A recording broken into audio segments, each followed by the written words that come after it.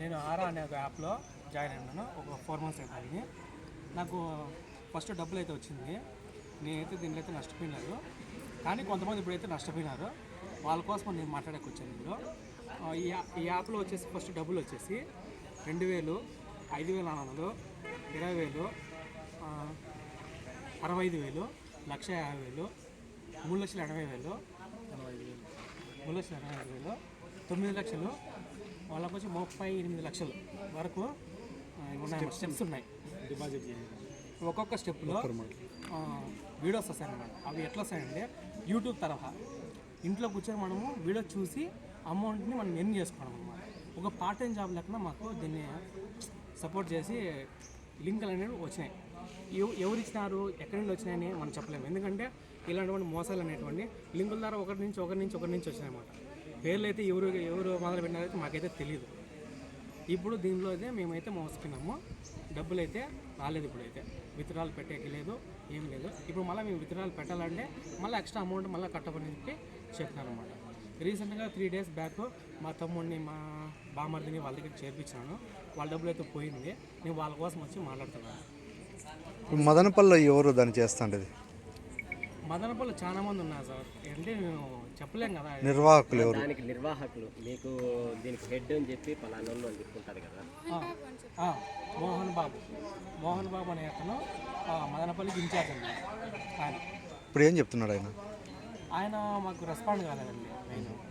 ఆయన రెస్పాండ్ కాలేదు. మదనపల్లిలో చాలామంది ఉన్నారు కదా, అందరూ అతన్ని అడుగుతున్నారు. ఆయన అయితే రెస్పాండ్ కాలేదు. ఆయన ఏదో ఒక మాట చెప్తే ఇలా అని చెప్పి ఒక రోజు ముందుగానే చెప్పింటే అందరూ అలర్ట్ ఉంటారు కదా, వాళ్ళు చేరకనే ఉండింటారు కదా. నీకు అన్ని విషయాలు తెలిసినప్పుడు నువ్వు చెప్పాలా, ఇలా ఉంటుందని చెప్పాలా. అంతేగాని నువ్వు చెప్పకుండా నువ్వు వెళ్ళిపోతే మాకెట్లా తెలిసేది? ఇప్పుడు మేము నైటే నేను ఒకరిని చనిపించిన, ఇప్పుడు మనకి నేను సమాధానం చెప్పాలా? మీరు అందులో నాకు ఈ కారు వచ్చింది, నాకు బైక్ వచ్చింది అని నువ్వు అంతగా చెప్పి మీరు అంతే ఇన్స్పిరేషన్ అయ్యి డబ్బులు కట్టినారు కదా. దానికి డబ్బులు కట్టినప్పుడు దానికి ఇలా ఉంటుంది, 1 weekలో ఇలా అవుతుంది ఏమన్నా కొంత.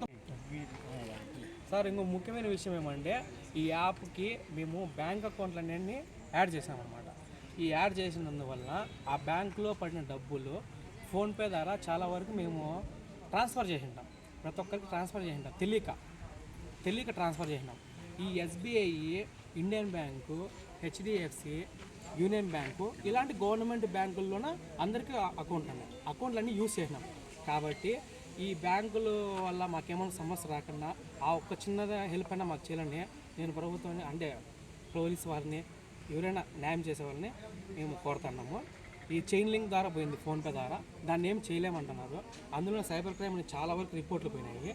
వాళ్ళు కూడా బయటకు వచ్చి అందరూ వచ్చి దీని గురించి చెప్తే కానీ మన డీటెయిల్స్ వాళ్ళ దగ్గర ఉన్నాయి కాబట్టి అది ఏమన్నా చేసేదానికి ఆస్కారం అనేది ఉంటుంది. మనం ఏం చెప్పకపోయినాం అనుకో, మన జుట్టు అంతా వాళ్ళ చేతుల్లో ఉన్నాయి, బ్యాంక్ అకౌంట్లు ఇచ్చేసినాము. ఇప్పుడు మళ్ళీ కొత్తగా ఆధార్ కార్డు మీద లింక్ చేసినారు, ఈరోజు మళ్ళీ యాక్టివేషన్ చేస్తున్నారు. ఆధార్ కార్డు అందరూ ఇస్తున్నారు. దయచేసి అలా ఇవ్వకండి, డబ్బులు వస్తుందని ఇవ్వద్దండి. నాకు ఉంది వస్తుందేమో అని, కానీ ఏమంటే వాడు ఆధార్ కార్డు అడిగినాడు కాబట్టి నేను ఇవ్వట్లేదు. మీరు కూడా దయచేసి ఎవరికి ఇవ్వద్దండి.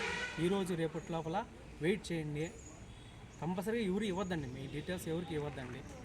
ఈ బ్యాంక్ విషయం కొంచెం చూసుకోండి సార్. డబ్బులు రాకపోయినా మాకు బాధలేదు, కానీ మా ఇండ్ల మీదకి అయితే మటుకు బ్యాంకు వాళ్ళు వచ్చి సైబర్ క్రైమ్ అని అయితే ఇలాంటివి ఏమీ మా కేసులు రాకుండా చూసుకుంటే చాలు సార్.